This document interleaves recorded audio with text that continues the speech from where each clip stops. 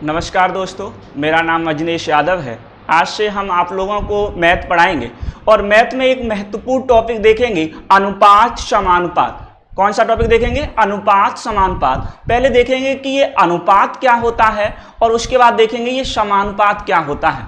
अगर हम अनुपात की बात करें तो देखते हैं, जैसे हमने देखा कोई संख्या अंश और हर में लिखी जाती है x अपॉन वाई, तो हमने कहा x अपॉन वाई को अगर हम इस रूप में व्यक्त करें x अनुपात y, तो यही अनुपात होता है। वास्तव में ये जो चिन्ह लगा है यही अनुपात है। अगर हम समानुपात की बात करें तो जैसे हमने कहा a अनुपात v समानुपात c अनुपात d, तो ये जो चिन्ह लगा है, ये जो चिन्ह है, ये समानुपात का है।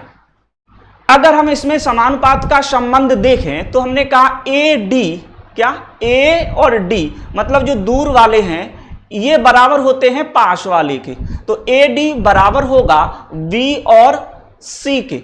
AD बराबर होगा V और C के। जैसे हमने एक अनुपात लेते हैं 2:4 बराबर 3:6, बराबर की जगह अगर हम समानुपात लगा लें चिन्ह थोड़ी देर के लिए, तो हमने कहा आप देख लीजिए पास पास का गुणा कर लीजिए और दूर दूर का गुणा कर लीजिए, तो 6 दूनी 12 बराबर होगा 4 तिया 12 के। तो हमने कहा यही वास्तव में मेरा क्या होता है? समानुपात होता है।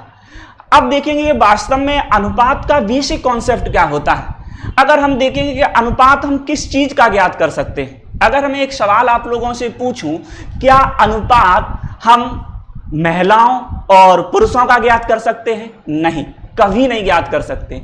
महिलाओं और पुरुषों का अनुपात कभी भी ज्ञात नहीं किया जा सकता है। फिर कहोगे कि मैंने किताबों में पढ़ा है कि महिलाओं और पुरुषों का अनुपात हम देखते हैं। आप लोग गलत देखते हैं। आप लोग जो देखते होंगे वो महिलाओं और पुरुषों की संख्या का अनुपात दिया जाता है। महिलाओं और पुरुषों की संख्या का अनुपात दिया जाता है, ये ध्यान रखें। तो कभी भी अनुपात ज्ञात करना होता है तो ध्यान रखें, हम संख्या का ज्ञात कर सकते हैं, हम दो लोगों की आयु का अनुपात ज्ञात कर सकते हैं, हम दो लोगों के भार का अनुपात ज्ञात कर सकते हैं। अगर यहीं पर हम एक कॉन्सेप्ट से समझें तो ध्यान दें, अगर हम एक कॉन्सेप्ट से समझें अनुपात को, तो अगर हम देखें कि A और B कोई दो लोग हैं, A और B कोई दो लोग हैं, इनकी आयु का अनुपात 5:3 है। इनकी आयु का अनुपात कितना है? 5:3 है। तो हमने कहा ये दो लोगों की आयु का अनुपात है।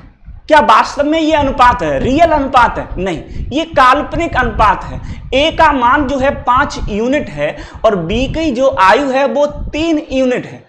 अगर इसे हमें वास्तविक बनाना है तो हम किसी भी एक संख्या से इन दोनों में गुणा कर देंगे तो वास्तविक इनकी आयु का अनुपात ज्ञात कर सकेंगे। मान लो अगर हम इसमें 2 का गुणा कर दें, कितने का? 2 का अगर हम इसमें गुणा कर दें, इसमें भी 2 का गुणा कर दें और इसमें भी गुणा कर दें 2 का, तो A की जो आयु हो जाएगी तो 5 दूनी 10 और B की जो आयु हो जाएगी 3 दूनी 6। तो हमने कहा अब ये आयु जो हो गई है वो वास्तविक आयु हो गई होगी। अब अगर मान लो अगर हम 5:3 इनकी आयु का अनुपात है, अगर इसमें हम 5 का गुणा करते हैं, कितने का? दोनों में हमने कितने गुणा कर दिया? 5 का गुणा कर दिया है, तो ये कितना हो गया? 15 और ये कितना हो गया?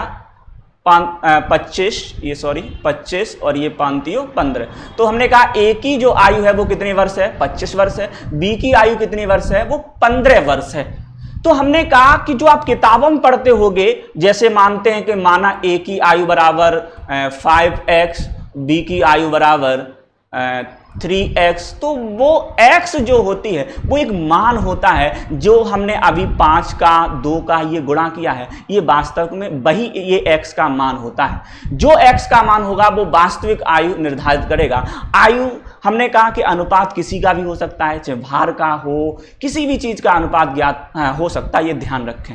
तो अगर हम आगे बात करें अनुपात में, तो हम देखें, मान लो हमने 2 रेशियो और ले लिए। जैसे हमने मान लिया कि A अनुपात B, इनका अनुपात दिया है 7:3, आयु का अनुपात मान लिया है।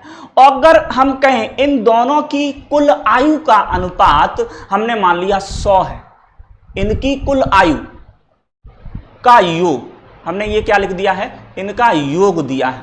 तो ध्यान रखें अगर हम x मान लेंगे तो ये कितना 10x हो जाएगा, वरना हम पूरे मैथ में कहीं पर x का प्रयोग नहीं करेंगे। आप लोगों को ये ध्यान रखना है। हम बेसिक से चलेंगे, पहले आपको बेसिक बताएंगे, उसके बाद प्रत्येक सवाल को, अनुपात के सवाल को हम ऑप्शन से कराएंगे, ये ध्यान रखें। अभी हम एक स्लाइड लगाएंगे जिसमें सभी सवाल कहीं ना कहीं टेट में या रीट में, हरियाणा टेट में, बिहार टेट में, सुपर टेट में आए हुए प्रश्न होंगे। हम उन प्रश्नों को देखेंगे और ऑप्शन से भी देखेंगे कैसे प्रश्नों को हम ऑप्शन से कर सकते हैं। तो हमने कहा कि ए और बी की आयु का अनुपात 7:3 है, इनके आयु का योग कितना दिया है 100 है। तो ध्यान रखें, अगर हमें एक सवाल यहां बना लिया है योग का, तो हमने कहा योग कितना है 100 है, तो ध्यान रखें हम कहेंगे इनके यूनिट में योग कितना है, 7 और 3 कितना हुआ है 10, 7 और 3 कितना हुआ है 10। अगर वो यही कहता अंतर दिया होता कि इन दोनों की आयु का अंतर 20 है, तो हम इन दोनों का आयु का क्या ले लेते, अंतर ले लेते। तो हमें जो दिया जाए हम वही इस अनुपात का रेशियो लेंगे। तो योग दिया तो योग कितना हो गया 10 हो गया। अब वास्तव में हमें योग कितना दिया है, हमें वास्तव में योग दिया है 100, वास्तव में हमें योग कितना दिया है 100। तो यहां से देख लीजिए 1 यूनिट का मान निकाल लीजिए, तो 1 यूनिट का मान आएगा 10। अब ये 1 यूनिट का मान अगर हम इसमें 7 में गुणा करते हैं, तो 1 यूनिट का मान का हम 7 में गुणा कर देते तो ये कितना हो गया 70 और ये कितना हो गया 30। तो हम कह सकते हैं ए की जो वास्तविक आयु है वो 70 है और बी की जो वास्तविक आयु है वो 30 है। ये ध्यान रखें। अगर मान लो हमें एक और सवाल बना दिया यहीं पर हमने, ए और बी की आयु का अनुपात 5 और 3 है और हमने कहा अंतर 20 है। अंतर कितना मान लिया, हमने मान लिया अंतर कितना है 20 है। तो अब ये अगर योग दिया जाएगा तो इन दोनों का हम क्या करेंगे, योग करेंगे। अगर हमें अंतर दिया जाएगा तो ध्यान रखें इन दोनों का हम क्या करेंगे, अंतर लेंगे और अंतर कितना आएगा 2 यूनिट।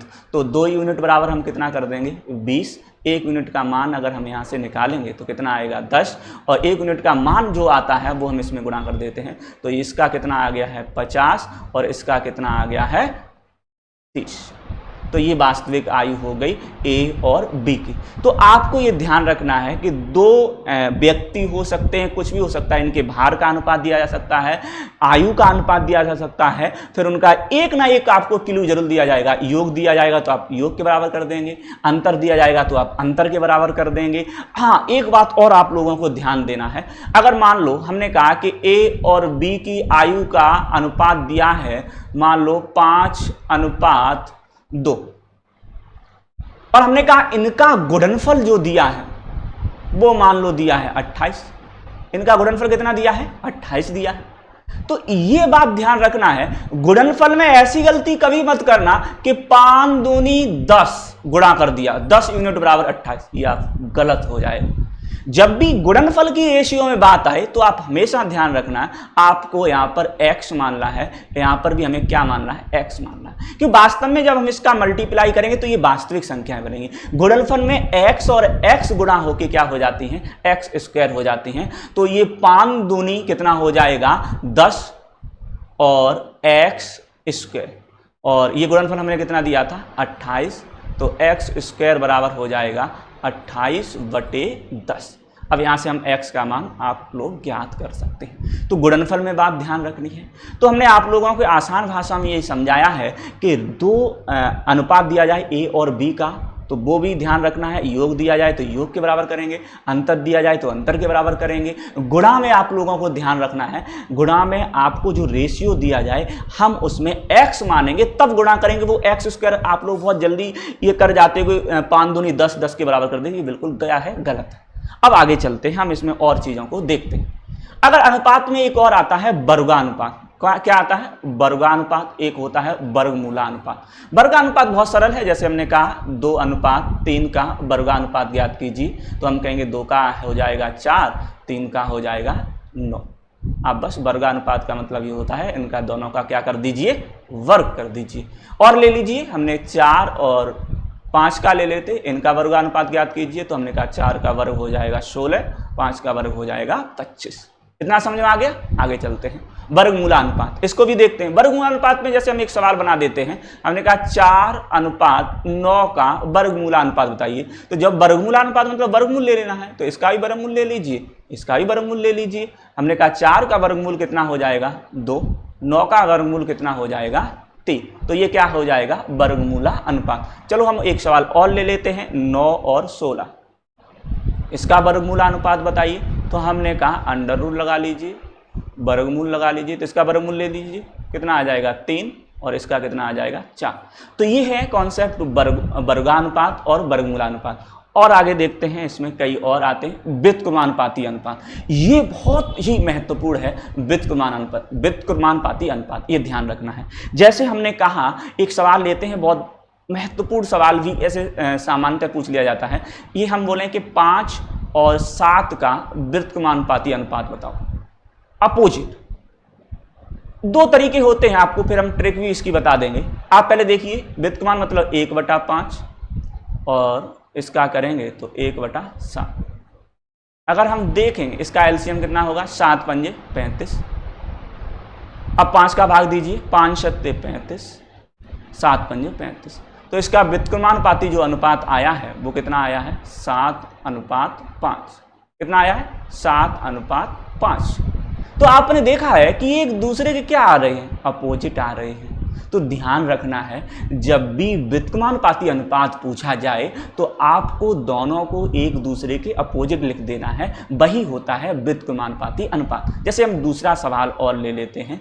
जैसे हमने कहा कि 6:13 का व्युत्क्रमानुपाती अनुपात बताओ।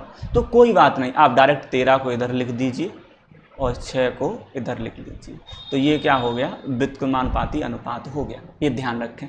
अगर अब महत्वपूर्ण समस्या कहाँ आती है व्युत्क्रमानुपाती अनुपात में, ध्यान रखें, जब आता है कि 2 संख्याएं दे दी जाती हैं, 4:, ये चलो एक सवाल और बना देते हैं, 2:3:4 का व्युत्क्रमानुपाती अनुपात ज्ञात करो। अब समस्या ये आ जाती है कि अब हम इसको अपोजिट कैसे करेंगे, ये समस्या आ जाती है।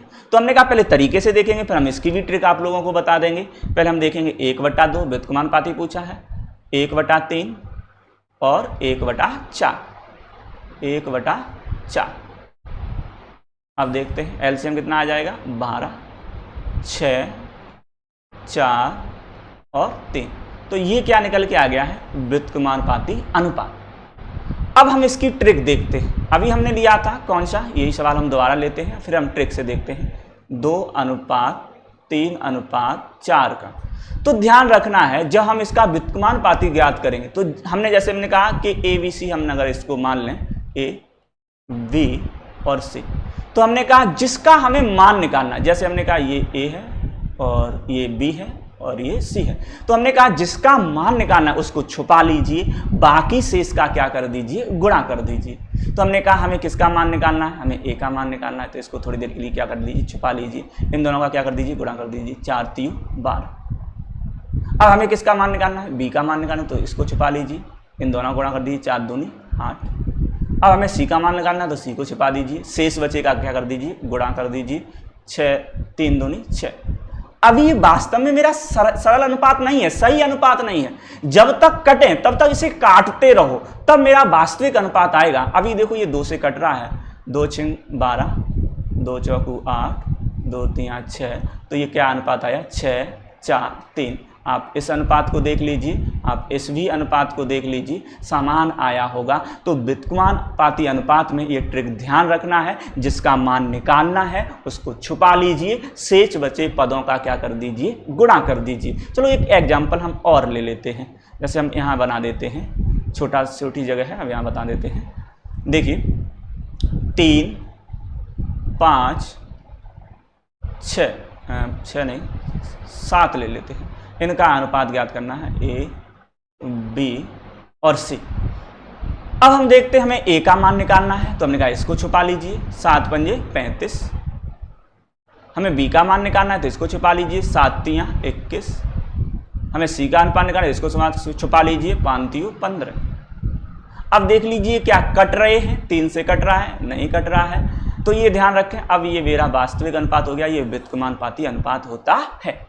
आप समझ गए होंगे। आप लोगों को हमने पहले क्या समझाया है, वर्गानुपात समझाया है, वर्गमूलानुपात समझाया है, उसके बाद आप लोगों को हमने व्युत्क्रमानुपाती अनुपात समझाया है। अब हम आगे बढ़ते हैं, अब देखते हैं समानुपात। समानुपात में एक और बात आती है कि समानुपात में यहाँ पर हम छूट रहा है, एक चीज़ और लिख देते हैं, C अनुपात D। इसका संबंध होता है A अनुपात B समानुपात C अनुपात D। ये बराबर होता है A D बराबर होगा B और C के। तो यहाँ पर एक संबंध होता है समानुपात का, ये इसके बराबर और ये इसके बराबर। अब आता है इसमें प्रश्न कई प्रकार से पूछे जाते हैं। द्वितीयानुपात का प्रश्न पूछा जाता है, चतुर्थानुपात का प्रश्न पूछा जाता है, प्रथमानुपात का प्रश्न पूछा जाता है और मध्यानुपात का प्रश्न पूछा जाता है। तो एक क्रम से पढ़ते, ये नहीं कि आप जैसा किताबों में क्रम दिया जाता है आपको वैसे ही पढ़ना है। द्वितीयानुपात और चतुर्थानुपात एक ही उसमें आता है, मतलब एक ही तरीके से किए जाते हैं। मध्यानुपात, प्रथमानुपात और तृतीयानुपात ये एक ही कैटेगरी के हैं। जैसे द्वितीयानुपात है तो द्वितीयानुपात में दूसरे को x मान लो, बाकी हमें मान दिए होंगे। चतुर्थानुपात में चौथे को x मान लो, बाकी हमें दिए होंगे। जैसे हमने कहा द्वितीयानुपात, देखिए तो हमने कहा A रेशियो, द्वितीयानुपात में दूसरे को x मान लीजिए, समानुपात C अनुपात D कर लीजिए। ये क्या हो गया, द्वितीयानुपात हो गया।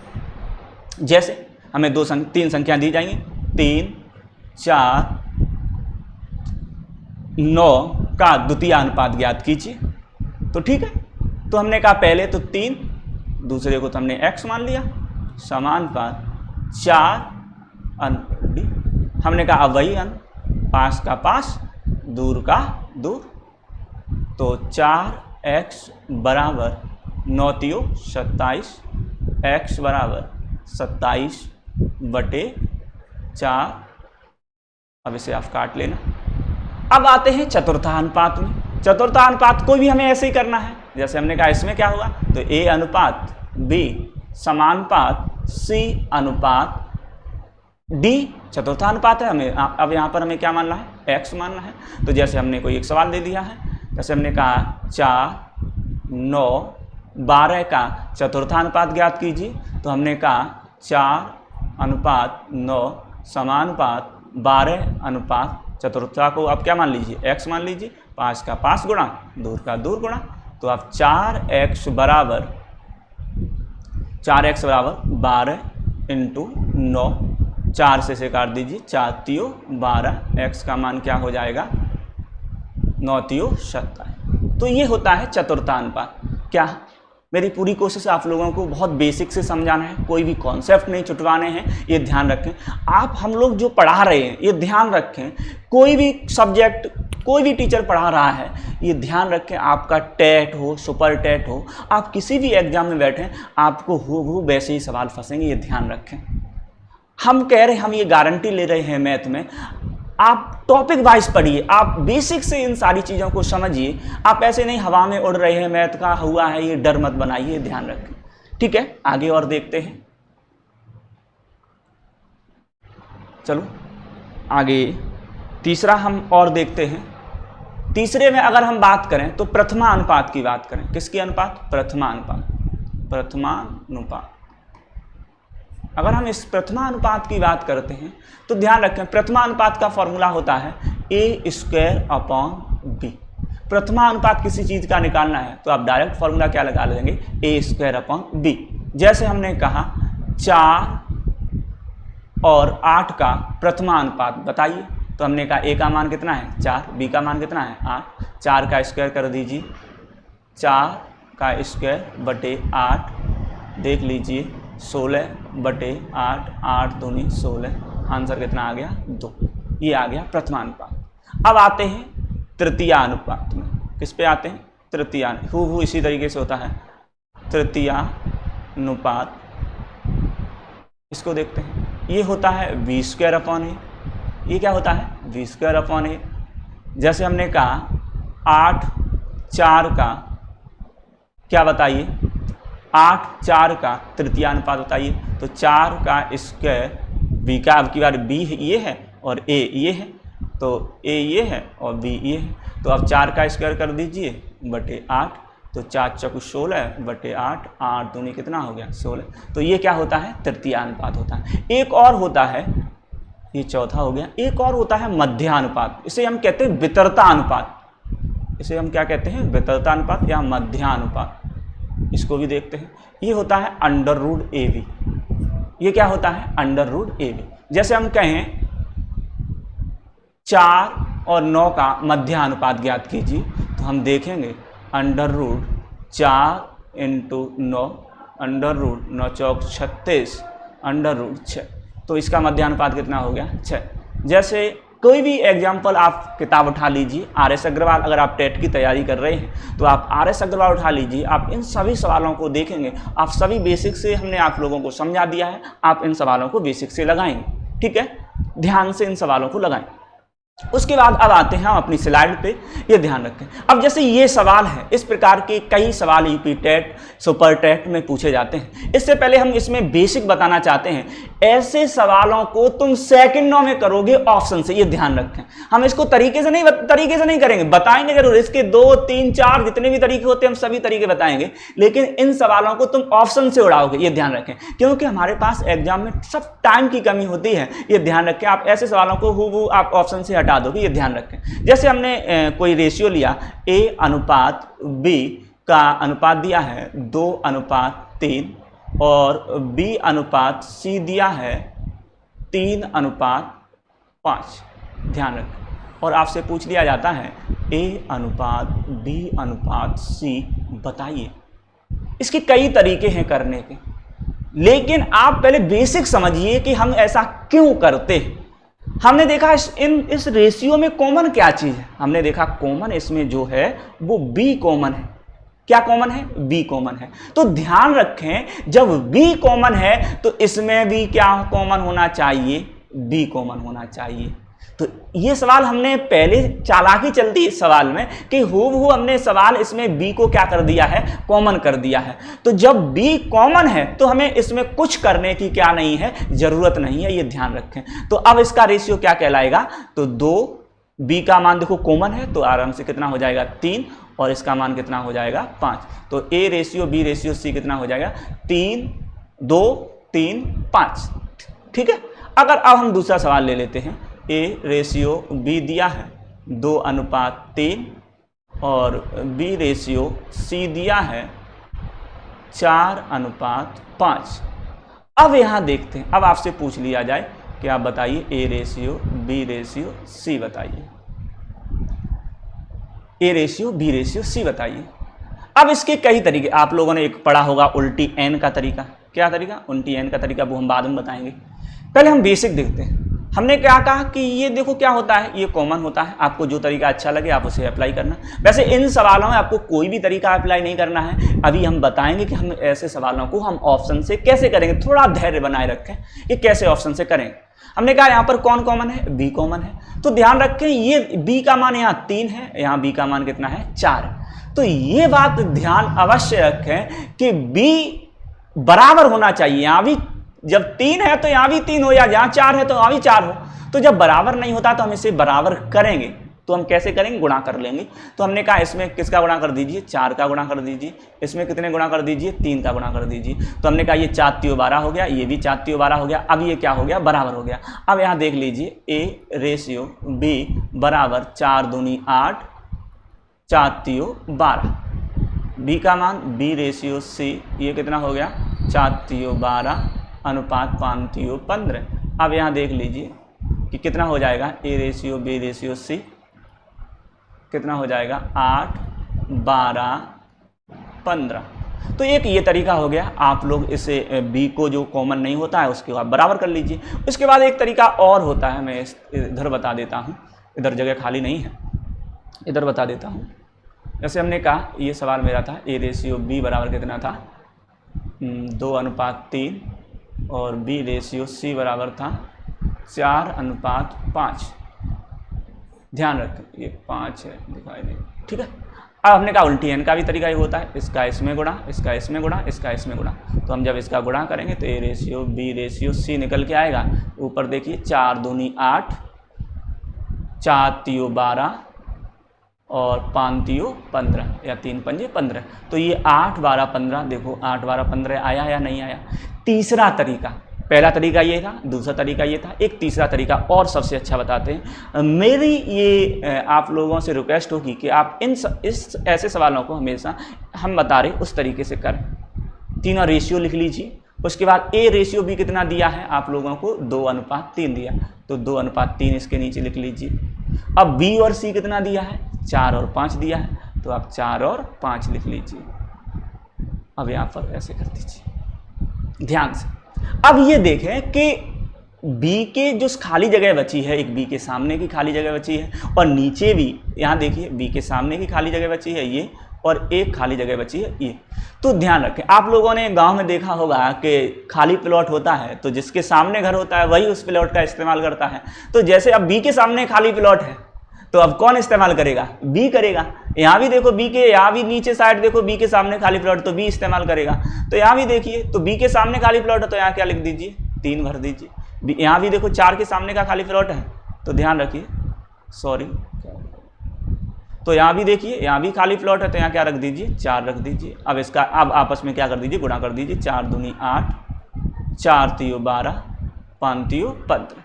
तो ये आपका हो गया तीसरा तरीका। आंसर ये भी देख लीजिए, यहाँ से भी सेम आएगा आंसर, यहाँ से भी सेम आएगा आंसर, यहाँ से भी सेम आएगा, ये ध्यान रखें। अब आते हैं अपने तरीके से, जो बहुत ही कम लोग बताते हैं, ये ध्यान रखें। अब आते हैं ऑप्शन विधि से।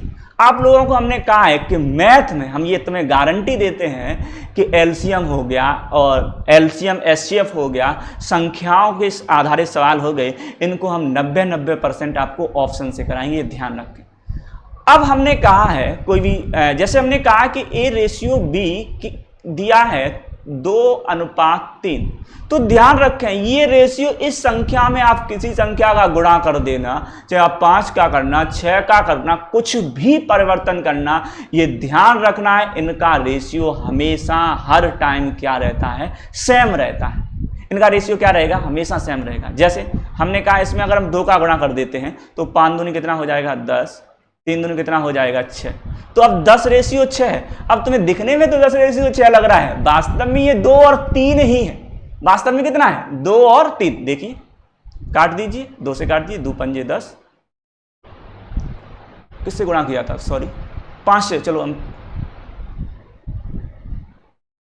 कितना, अच्छा 4 हुआ, सॉरी गलती हो गई। ए अनुपात बी कितना है, 2:3, 2 से गुणा कर दीजिए, 2 दूनी 4 और 3 दूनी कितना हुआ, 6।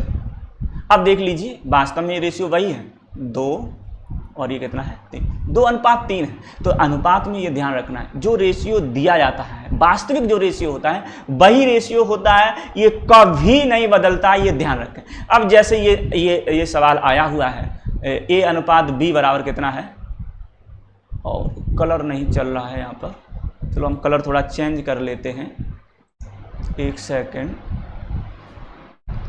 कलर को चेंज कर लें।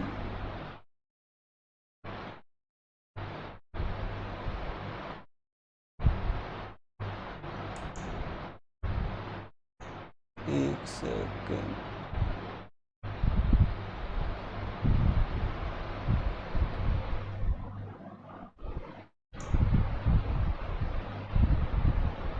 हाँ अब देख लीजिए। अब हमने कहा अब हम इसको ऑप्शन से देखेंगे। ऑप्शन से कैसे देखेंगे, अब हम देखेंगे ए और बी का अनुपात कितना दिया है, 4:5। अभी हमने बेसिक से बताया, क्या ए और बी का अनुपात कभी बदलेगा, नहीं, ये 4 और 5 ही रहेगा। बी और सी का कितना दिया है, 6 और 9, तो ये भी कभी नहीं बदलेगा। सी और डी का कितना दिया है, 15:19, ये भी कभी नहीं बदलेगा, ये ध्यान रखें। अब ऑप्शन पे आते हैं। ऑप्शन पे आते हैं, जब हमने ये कह दिया ए अनुपात बी है तो 4:5 है, तो ये 4:5 रहेगा, ये नहीं बदलेगा, बस आपको दिखाई नहीं देगा, ये ध्यान रखें। कभी कभी सामान्यतः दिखाई भी दे जाता है, तब भी लोग नहीं लगाते, तब भी वो तरीके, अगर आप इसको तरीके से करोगे ना तो आप 1 मिनट ले लोगे, ये वादा करते हैं तुमसे, 1 मिनट ले लोगे। चलो ऑप्शन से देखते हैं इसको, सवाल को। हमने कहा 4 और 5 है, अब देखते हैं डी ऑप्शन से देखते हैं, क्या ये 4, अब पहले एक तरीका और देख लीजिए, इसमें भी कई पहलू होते हैं, आपको और जल्दी कर लीजिए। ए छोटा है ए का अनुपात क्या है, छोटा है बी से। तो ऑप्शन भी हमेशा ये ध्यान रखना है, ए छोटा होगा बी से, ये ध्यान रखना। ए छोटा है बी से तो ए हमेशा छोटा होगा बी से, ये ध्यान रखना है। तो जैसे हमने पहले ऑप्शन ये गलत कर दिया क्योंकि ये ए बड़ा है बी से, एक गलत ऐसे हो गया। हमने कहा क्या ये 4 5 है, नहीं है। क्या ये 4 5 है, हमने कहा नहीं है।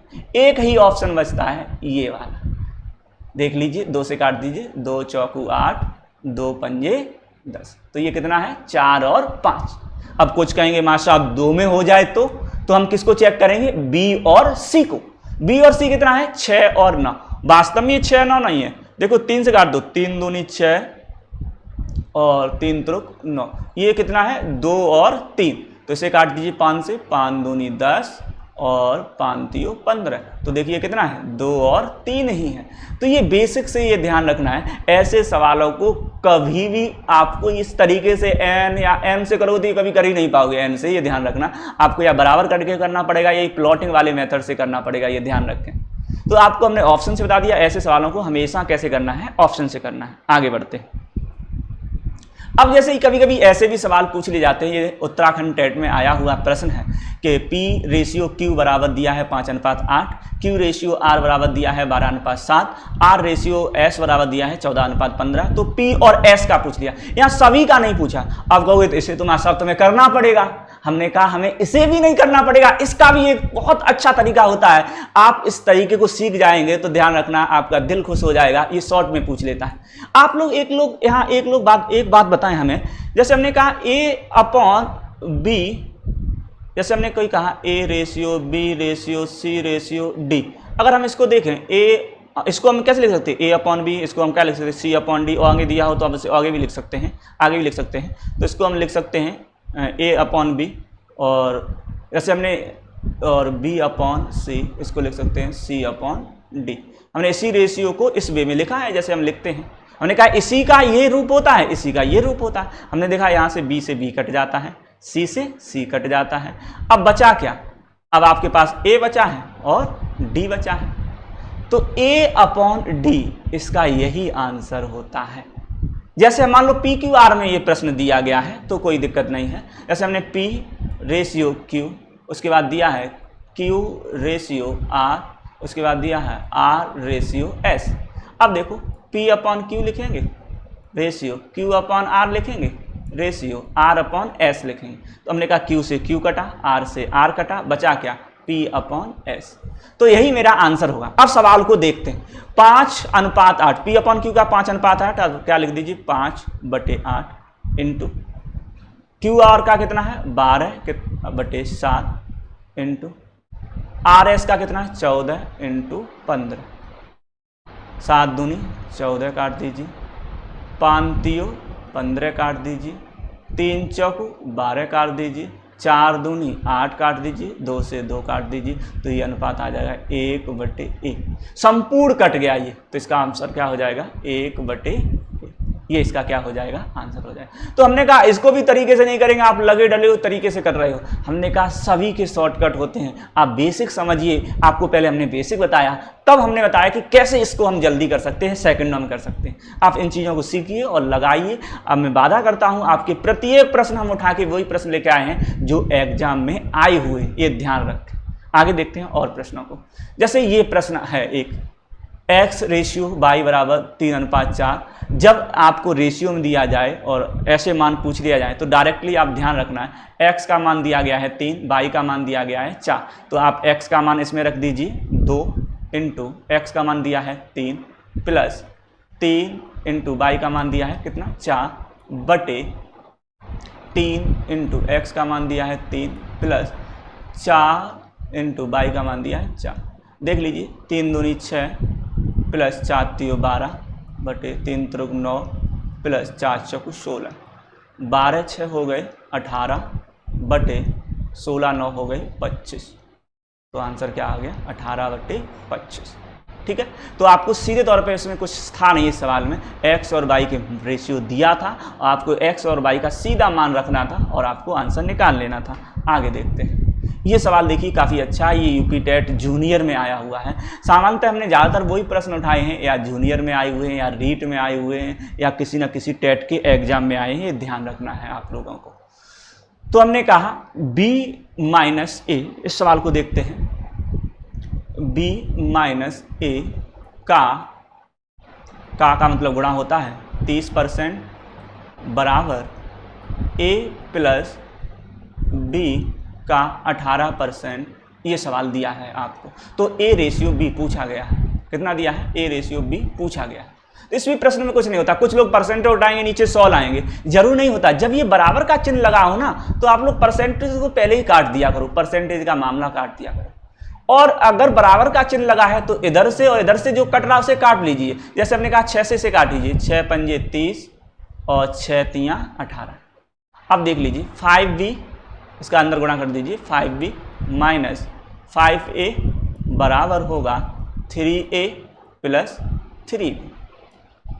अब हमने कहा इसको a को इधर ले जाते हैं और b को इधर लाते हैं और a को इधर ले जाते हैं, तो देखते हैं क्या बनता है। ये b इधर जाएगा तो 2b बनेगा और ये इधर आएगा तो 8a बनेगा, ये ध्यान रखें। तो 2 1 ना 2 और 2 चौकू 8, ये ध्यान रखना। इसमें एक बात ध्यान रखना, इसका मान ये होता है और इसका मान ये होता है, तो a रेशियो b बराबर हो जाएगा, a रेशियो b, a का मान कितना, हमने कहा a का मान ये होता है तो 1 हो गया, a का मान 1 हो गया और b का मान कितना हो गया 4। आपको डायरेक्ट ये पता चलना चाहिए इसका मान आंसर कितना हो गया 1:4। जैसे हमने, चलो इस बात को हम एक बार और बता देते हैं। जैसे हमने कहा 2a बराबर होगा 3b के, तो हमने कहा b के, तो हमने कहा इसको कैसे देखेंगे कि कैसे हम माने कि a और b, a रेशियो b पूछा जाए, तो आप इसको कैसे करेंगे। तो ध्यान दें, a का मान ध्यान रखना ये हो जाता है और b का मान ये हो जाता है। तो a का मान कितना हो गया 3 और b का मान कितना हो गया 2, ये इसका क्या है, अनुपात है। तो ये ध्यान रखना है आप लोगों को। इसका भी आंसर आ चुका है, आगे देखते हैं। अब ये सापेक्ष अनुपात पूछा गया। सापेक्ष अनुपात का मतलब होता है कि बटे में लिखना। जैसे हमने कहा है कि 12 दशमलव कितना दिया गया है, 12.60 का या के 2 बटा, हम पहले से नीचे लिख देते हैं, 2/3 का 3 रुपये, 2/3 भाग का 21 रुपये के 0.6 भाग के सापेक्ष अनुपात ज्ञात कीजिए। तो हमने कहा सापेक्ष अनुपात में कुछ नहीं होता है, वो ये कह रहा है कि इस भाग, यहां से देखिए इस सवाल को, इसके सापेक्ष बताइए, इस वाले मान का इसके सापेक्ष बताइए। तो कोई बात नहीं है, देख लीजिए, फिर से देख लीजिए, 12.60 इंटू 2/3 का 21 इंटू 0.6, दशमलव हटाएंगे, ध्यान रखें, तो ये नीचे क्या आ जाएगा 100 आ जाएगा, क्योंकि 2 अंकों बाद लगा है। यहाँ 1 अंक बाद लगा है तो यहाँ से हटाएंगे तो ऊपर कितना आ जाएगा 10 आ जाएगा, ये ध्यान रखें। तो अब ध्यान दें, ये 1 0 से 1 0 ये उड़ गया, 1 0 से 1 0 ये चला गया, 3 नीचे है, ये ध्यान रखना। तो हम चलो दोबारा लिख देते हैं यहाँ नीचे, 12 126 हो गया, इंटू 2/21 इंटू 6, 21 इंटू 6, 2 21 इंटू 6, 2/3 इधर से 10, हाँ ये सही है। अब इससे काट दीजिए, 6 से काट दीजिए, 6 दूनी 12, 6 1 ना 6 और 21 से 21 कट गया, 2, दोबारा से देख लीजिए इस सवाल को, यहाँ थोड़ा मिस्टेक हो रही है इस सवाल में। 12.60 का 2/3 सापेक्ष है तो पहले लगा लीजिए, 3 नीचे कर लीजिए, 21 इंटू 0.6, दशमलव हटाएंगे तो यहाँ पर 100 लगाएंगे और यहाँ से दशमलव हटाएंगे, यहाँ भी गुणा लगा लीजिए जो आपको पता लगे। यहाँ कितना लगाएंगे 10 लगाएंगे, 0 2 0 से यहाँ 2 0 कट गए और यहाँ ध्यान दें इंटू 3 नीचे ही था, ये ध्यान रखें। अच्छा यही गलती कर रहे थे, तो यहाँ देख लीजिए, पहले 6 से काट दीजिए, यहाँ पर 6 दूनी 12 और 6 1 ना 6, 21 से 21 कट गया, यहाँ देख लीजिए 2, अब बचा कितना 2 और ये कितना बचा 3, तो ये आपका रेशियो कितना हो जाएगा 2:3।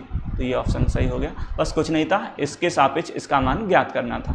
आगे देखते हैं और सवालों को।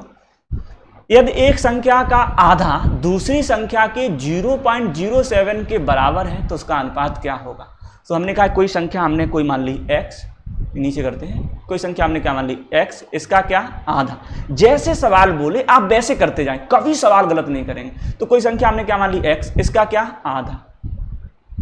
दूसरी संख्या हमने कोई मान ली y, इसके कितने 0.07 के बराबर है। तो बस आप क्या लगा लीजिए, बराबर का चिन्ह लगा दीजिए। तो अब यहां देख लीजिए, दशमलव हटाएंगे तो नीचे कितना आ जाएगा 100 आ जाएगा। तो अब यहाँ से सामने सामने काट देते हैं, ये ध्यान रखना, 2 1 ना 2 और ये कितना आ जाएगा 50। तो ये उधर जाएगा तो 50x बराबर कितना हो जाएगा 7x। और हम बार बार बता 7x नहीं 7y सॉरी, y का मान हमने कहा बार बार बता रहे ये वाला हो जाएगा और x का मान कौन सा हो जाएगा, ये वाला हो जाएगा। तो x रेशियो y हो जाएगा 7:50। आंसर आपका क्या है 7:50। क्या बात समझ में आ गई। आगे चलते हैं। अब ये सवाल देखो सुपर टेट में आया हुआ है, इसके ऑप्शन नहीं है।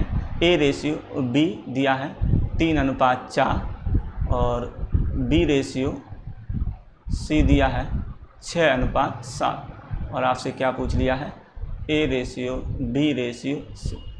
अगर इसके ऑप्शन होते ना तुम चुटकियों में सेकंडों में कर देते। क्यों, हमें पता है a और b का रेशियो कितना है 3 और 4। तो हमेशा ये ऑप्शन में भी आपको हमेशा मिलेगा 3 और 4, अभी उसी को टिक करके चले आना है, ध्यान रखें। लेकिन अभी ऑप्शन नहीं है तो हमें बेसिक से करना है। कई तरीके बता दिए, 29n का बता दिया, जैसे 29n का देख लीजिए 6 3 18, 6 चौकू 24, 7 चौकू 28, 6 3 18, 6 चौकू 24, 7 चौकू 28। 2 से काट दीजिए, 2 9 18, 2 1 ना 2, 2 2 4, उससे भी काट दीजिए, 2 1 ना 2, 2 चौकू 8। ठीक है, तो ऐसे भी कर सकते हैं और आप चाहें प्लॉटिंग वाले मेथड से भी कर सकते हैं। ये पहले ही बता दिया, चलो हम दोबारा से भी इसे रिवाइज करवा देते हैं। a/b/c आप ऐसे लिख लीजिए 2 अनुपात कितना था 3:4, 3:4 यहाँ लिख दीजिए। b और c के सामने b और c के लिखेंगे तो 6 और 7 लिख लेंगे और देख लीजिए। बाकी हमने कहा इसके सामने प्लॉट खाली है तो यहाँ क्या भरना पड़ेगा 4, इसके सामने प्लॉट खाली है तो यहाँ क्या भरना पड़ेगा 6, गुणा कर दीजिए 6 3 18, 6 चौकू 24, 7 चौकू 28। तो वही मान आ गया है, आप इसे और सरल कर लीजिए तो यही मान आ जाएगा। ये आप लोगों को ध्यान रखना है। अब कुछ ऐसे प्रश्न भी बहुत ही महत्वपूर्ण होते हैं, ये ध्यान रखें। ये हरियाणा टेट में पूछा गया प्रश्न है। एक गांव में स्त्री और पुरुषों का अनुपात दिया गया है 5:3। यदि स्त्रियों की संख्या पुरुषों की संख्या से 40 अधिक है तो स्त्री और पुरुष की कुल संख्या ज्ञात कीजिए। अब इसमें आपको एक बेसिक पॉइंट बताते हैं, ऑप्शन वाला। हमने कहा कि पहले हम बेसिक से बताते हैं और फिर ऑप्शन से बाद में बताएंगे, थोड़ा धैर्य रखें। हमने कहा कि गांव में स्त्री और पुरुषों का अनुपात कितना है 5:3। कितना है 5:3। तो हमने कहा कि ये अनुपात दिया है स्त्री का, ये अनुपात दिया है पुरुष का। तो हमने कहा कि वास्तव में कितना अधिक है 40, लेकिन हम रेशियो में देखेंगे कितना अधिक है। और रेशियो में हमने जैसे ही देखा कि रेशियो में तो ये कितना अधिक है 2 अधिक है और वास्तव में कितना अधिक है 40 अधिक है। तो जितना रेशियो में अधिक है और उतने को हम वास्तविक के क्या कर देते हैं बराबर कर देते हैं। तो हमने कहा यहाँ कितना अधिक है 2 और वास्तव में किसके कितना अधिक है 40 अधिक है। तो हमने कहा 2, यहाँ से 1 यूनिट का मान निकाल लेंगे। 1 यूनिट का मान कितना होगा 20। 1 यूनिट का मान कितना होगा 20। अब वो कह रहा है कि स्त्री और पुरुषों की कुल संख्या। हमने कहा स्त्री और पुरुषों की यहाँ देखो कुल संख्या कितनी है 5 3 8 8 इंटू 1 यूनिट का मान कितना आ गया 20। तो यहाँ कुल संख्या कितनी हो जाएगी 160। कितनी हो जाएगी 160। ये मेरा क्या हो जाएगा आंसर। अब आते हैं बेसिक से। वो बेसिक तो बता दिया है ऑप्शन से। ऑप्शन से हम अगर हम देखेंगे हमें जल्दी लगाना है तो ऐसे कैसे टिक करना है। तो हमने कहा कि कुल संख्या पूछी तो ध्यान रखना है ये हमेशा 5 3 8। तो ध्यान रखना जो आंसर होगा वो मेरा 8 का मल्टीपल होगा। जो आंसर होगा वो मेरा 8 का मल्टीपल होगा, ये ध्यान रखना।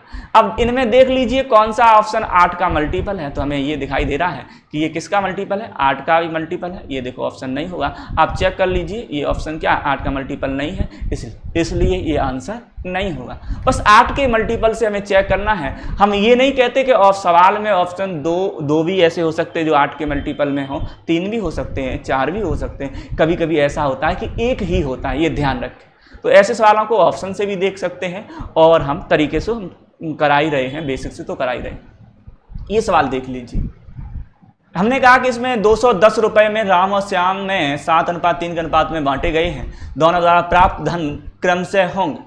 तो हमने कहा कि धन कितने अनुपात में बांटा गया, 7 और 3 में। तो हमने कहा 7-3 में बांटा गया, तो इनका योग तो इस 210 रुपये के क्या होना चाहिए, बराबर होना चाहिए ना। ये मेरा काल्पनिक अनुपात है, वास्तव में इस रेशियो में नहीं बांटे, रेशियो दिया गया है वास्तव में, मेरा वास्तविक रेशियो क्या है वो नहीं पता हमें। तो हमने कहा 7:3 में बांटे गए, तो हमने कहा इनका योग करिए, तो योग तो वही होगा जो रुपए बांटे गए होंगे। तो हमने कहा कितने यूनिट का योग हो गया, तो हमने कहा 7 और 3 10 यूनिट का योग हो गया। वास्तव में इनका योग कितना हो गया 10, और रुपए का कुल योग कितना है 210, कितना है 210। यहाँ से 1 यूनिट का मान निकाल लीजिए, 1 यूनिट का मान कितना आएगा 21। अब उसने क्या पूछा है कि दोनों द्वारा प्राप्त धन क्या है, तो हमने कहा 21 में गुणा कर दीजिए। पहले व्यक्ति द्वारा, राम द्वारा प्राप्त धन 7 × 21, 21 सत्ते देख लीजिए, 7 7 × 7 × 14 147, और श्याम की देख लीजिए, श्याम 3 है, 21 × 3 = 63। तो आपका आंसर हो जाएगा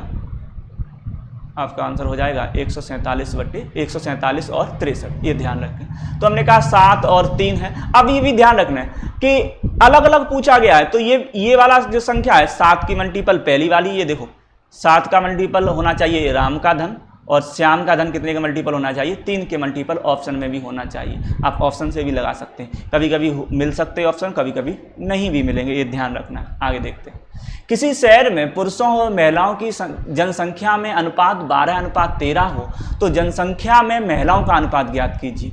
हमने कहा ऐसे सवालों में ये ध्यान रखना, जो पूछा जाए वो ऊपर, बाकी का कुल योग नीचे, और परसेंटेज पूछा जाए तो × 100। तो अब महिलाओं किसका पूछा गया, महिलाओं, और महिलाओं का अनुपात कितना है 13। महिलाओं का अनुपात कितना है, महिलाओं का पूछा गया है, तो महिलाओं का अनुपात जो पूछा गया वो ऊपर, नीचे क्या आएगा कुल। तो 13 और 12 कितना हो गया 25 कुल हो गया। प्रतिशत पूछा है तो × क्या लगा दीजिए 100 बना दीजिए, 25 चौको 100 और 13 चौको 52, कितना प्रतिशत आ जाएगा 52% आ जाएगा। क्या समझ में आ गया। ऐसे सवालों में ये ध्यान रखना है, जो पूछा जाए वो ऊपर, नीचे आता है कुल, × क्या कर दो 100 कर दो, ये ध्यान रखें सवालों में। आगे देखते हैं, 3 संख्याओं का योग 98 है, पहली और दूसरी संख्या का अनुपात 2:3, दूसरी और तीसरी संख्या के बीच का अनुपात है 5:8, तब दूसरी संख्या ज्ञात कीजिए। तो हमने कहा योग दिया है, तो हम पहले हमें संख्याएं तो रेशियो ज्ञात कर लीजिए। तो हमने कहा पहली और दूसरी संख्या का अनुपात कितना दिया है हमें 2:3, और दूसरी और तीसरी संख्या का अनुपात हमें कितना दिया है 5:8, ये दिया। अब हम देखते हैं, हमने कहा अभी बताया कि कॉमन देख लीजिए 2 है, तो यहाँ कॉमन ये होना चाहिए था, लेकिन यहाँ कॉमन नहीं है, तो इसे कॉमन बना लीजिए, कोई दिक्कत नहीं है। तो हमने इसे कॉमन बनाएंगे तो इसमें कितने का गुणा कर दें कि कॉमन हो जाए, तो इसमें 5 का गुणा कर दो और इसमें 3 का गुणा कर दो। तो हमारे पास पहली संख्या, दूसरी संख्या और तीसरी संख्या का अनुपात आ जाएगा, 29n से कर लो, सही रहेगा, 29n से कर लो, 29n से चलो कर लो, 5 दूनी 10, 5 तियो 15, 8 तियो 24। इनका कुल योग देख लीजिए कितना हो जाएगा, देख लीजिए 10, 15, 24, कुल योग देख लीजिए 5, 10, 15, 24, 9, 2, 1, 3, 1, 4, 49। तो 49 इनका कुल योग हो गया, और वास्तव में तीनों संख्याओं का योग कितना दिया हमें, ये रेशियो का योग है, ये ध्यान रखें। और वास्तव में हमें योग कितना दिया गया है 98 दिया गया है, तो 1 यूनिट का मान कितना हो जाएगा 2, 1 यूनिट का मान कितना हो जाएगा 2। अब जो आपसे पूछा जाए उसमें गुणा कर देना। दूसरी संख्या पूछी गई, तो दूसरी संख्या मेरी कितनी है 15, संख्या कितनी है 15, तो इसमें कितने गुणा कर दो 2 का, 1 यूनिट का मान कितना आया है 2, 2 का इसमें गुणा कर दीजिए, 15 दूनी कितना आया 30। तो इसका आंसर कितना हो जाएगा 30। ठीक है, आगे देखते हैं। इसी प्रकार का एक सवाल ईपी टेट में आया हुआ है 27 जुलाई जून 2013 में। यहाँ भी देखो योग 58 दिया गया है। पहली संख्या का अनुपात कितना दिया गया है, ये ध्यान रखें, पहली संख्या और दूसरी संख्या का अनुपात हमें दिया गया है 4:9। दूसरी संख्या और तीसरी संख्या का अनुपात दिया गया है 9:16। अब हमने कहा यहाँ पर कॉमन देखा, यहाँ तो कॉमन पहले ही था, तो अब यहाँ तो इससे सरल सवाल ही नहीं हो सकता। यहाँ डायरेक्ट देख लीजिए, 1:1:3:4:9:16। इनका कुल योग देख लीजिए, 16 4 20 और 9 29, 29 यूनिट बराबर ये संख्याओं का अनुपात का योग है। वास्तव में कितना दिया है 58, तो 29 दूनी कितने होते हैं 58। 1 यूनिट का मान कितना आया है 2। अब 1 यूनिट का मान 2 पूछा क्या गया, पहली और तीसरी संख्या का योग।